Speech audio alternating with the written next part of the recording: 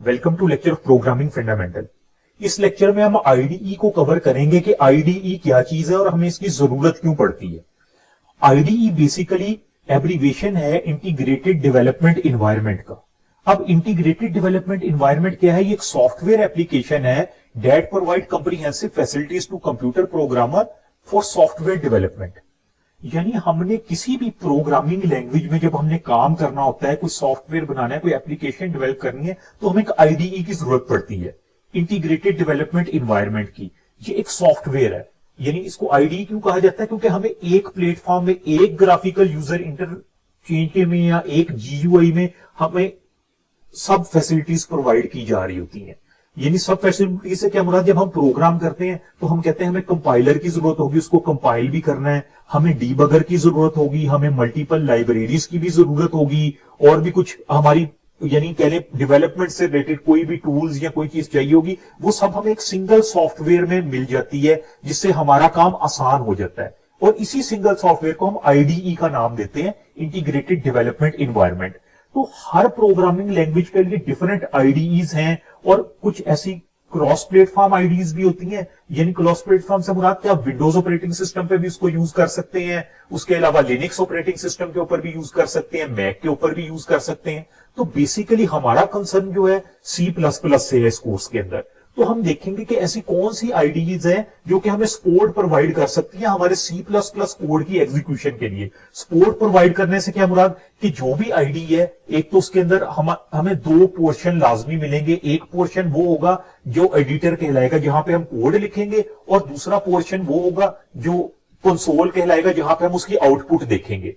अब लिखने के बाद जाहिर बात है हम कंपाइल भी करेंगे, डीबग भी करेंगे। अगर कंपाइल करेंगे तो हम ये एक्सपेक्ट करेंगे कि कंपाइलेशन के दौरान अगर कोई एरर आया, कोई सिंटेक्स एरर आया, तो हमें वो भी शो होना चाहिए कि कहां पे कौन सी लाइन में एरर है। तो ये सारी फैसिलिटीज हमें आईडीई प्रोवाइड करती हैं।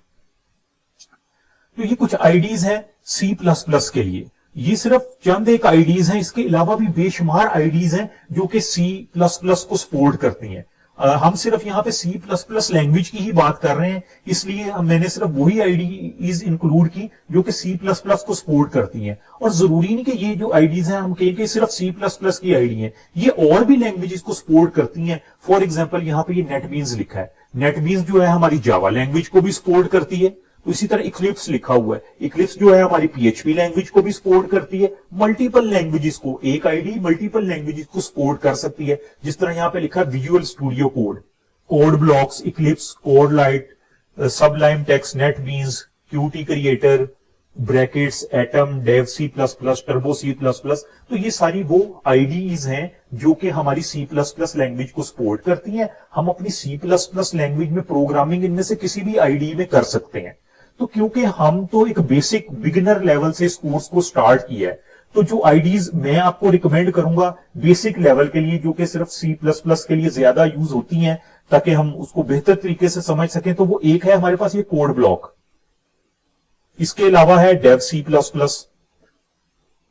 टर्बो C भी है, लेकिन ये जो टर्बो C++ है ना, ये बहुत एक लंबा टाइम पीरियड हो गया कि ये अपडेट नहीं हुई, तो अब इसलिए इसको बहुत ज्यादा यूज नहीं किया जाता। अभी भी बिगिनर्स लेवल पे जब हम C में प्रोग्रामिंग करते हैं, C++ में, तो टर्बो C को नो डाउट यूज किया जा रहा है, अवेलेबल भी है, लेकिन हमें इससे थोड़ा सा आगे मूव करना चाहिए।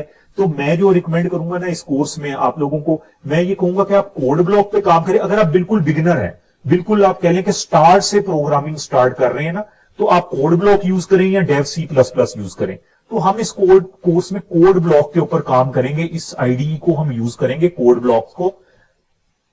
जिस तरह मैंने आपको पहले भी बता चुका हूं, और भी लाइब्रेरीज हैं, डेव C भी है, लेकिन ये भी काफी अरसे से अपडेट नहीं हुई। इसका जो लेटेस्ट वर्जन है हमारे पास अवेलेबल है कोड ब्लॉक का।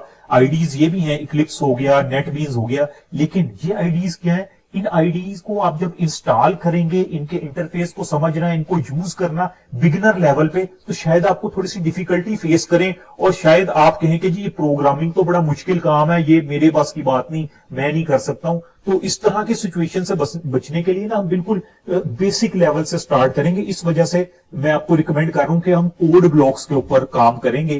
कोड ब्लॉक एक आईडी है C++ के लिए। हम इसको डाउनलोड करेंगे, इंस्टॉल करेंगे। मैं आपको पूरा तरीका भी बताऊंगा कि कैसे इसको डाउनलोड करना है, इंस्टॉल करना है और कैसे इसको यूज करना है। तो बाकी आपकी इंफॉर्मेशन के लिए आप लोगों को पता होना चाहिए कि कौन कौन सी और आईडीज हैं।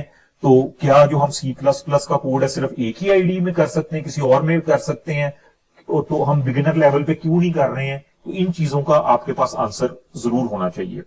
अच्छा, ये तो हो गया, हम आईडी इंस्टॉल कर लेंगे C++ के लिए। उसके बाद आ जाता है कंपाइलर की बात। अब ये जो आईडीज है ना, इन सब आईडीज में डिफरेंट किस्म के कंपाइलर्स यूज होते हैं। कंपाइलर से मुराद क्या है कि हमने प्रोग्राम को पूरा लिख लिया, कंपाइल करना है कि उसमें कोई एरर तो नहीं है, ताकि हम उसको आउटपुट उसकी देख सकें। तो C++ के लिए जो ज्यादा यूज होने वाला कंपाइलर है वो है GCC, यानी GNU compiler collection. GCC is GNU compiler collection which is used to compile mainly C and C++ languages. Although other languages को भी सपोर्ट करते हैं, लेकिन C++ के लिए ये बेस्ट कंपाइलर कंसीडर किया जाता है। अब ये जो हमारे पास GNU कंपाइलर कलेक्शन है या GCC कंपाइलर्स हैं, इसमें क्या है, ये CyGWin और MinGW यानी मिनिमलिस्ट GNU फॉर विंडोज। हम जो जिस तरह मैंने कोड ब्लॉक की बात की ना, कोड ब्लॉक में ये वाला हमारा कंपाइलर यूज होगा। विंडोज इन्वायरमेंट में ये वाला कंपाइलर यूज होता है, और अगर हम यूनिक्स इन्वायरमेंट वगैरह के लिए यूजुअली ये CyGWin भी यूज होता है, लेकिन इसको ना बहुत सारी लाइब्रेरीज की जरूरत पड़ती है, .dll फाइल्स की जरूरत पड़ती है। तो हमारा कंसर्न फिलहाल इससे नहीं है। हम जो बेसिक लेवल पे काम कर रहे हैं, प्रोग्रामिंग सीख रहे हैं, तो हम जो आईडी यूज करने जा रहे हैं कोड ब्लॉक, उसके अंदर ये वाला कंपाइलर यूज होगा MinGW। तो आपके पास ये भी इंफॉर्मेशन होनी चाहिए कि जिस आईडी में आप काम कर रहे हैं उसमें कंपाइलर कौन सा यूज हो रहा है। और एक चीज मैं आपको और बताता चलूं, ये जो हमारे पास आईडीज है ना, इनके अंदर ज्यादातर आईडीज ओपन सोर्स है। ओपन सोर्स से क्या मतलब कि ये फ्रीली अवेलेबल है, हमें इनको इंस्टॉल करने के लिए, इनको यूज करने के लिए कोई लाइसेंस परचेज नहीं करना पड़ता। आल्दो कुछ ऐसी आईडीज भी हैं जो कि फ्रीली अवेलेबल नहीं है, लेकिन majority of IDEs freely available है। जिस तरह मैंने कोड ब्लॉक की बात की कि हम इसको यूज करेंगे, तो ये ओपन सोर्स आईडी है, फ्रीली अवेलेबल है, आप इसको विदाउट लाइसेंस यूज कर सकते हैं। Thank you.